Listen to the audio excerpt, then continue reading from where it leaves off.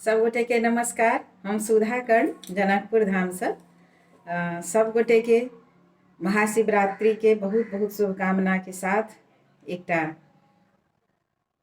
नचारी के गीत सुनू।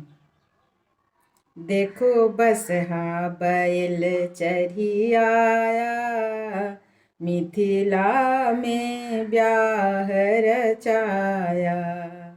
नहीं आल की सखी नहीं पाल की सखी, ओ तो बसहा बैल चढ़ी आया, मिथिला में ब्याह रचाया।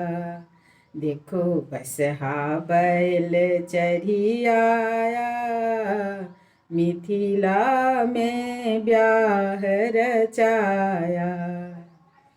नहीं सोना सखी नहीं सपरी सखी, नहीं सोना सखी नहीं सिंदूर सखी, ओ तो विभूत के सिंदूर बनाया, मिथिला में ब्याह रचाया।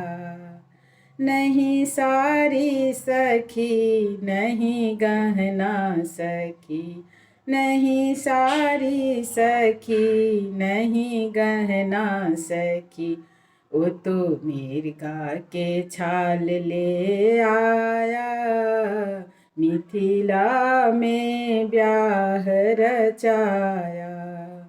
वो तो सर्प के गहना बनाया, मिथिला में ब्याह रचाया।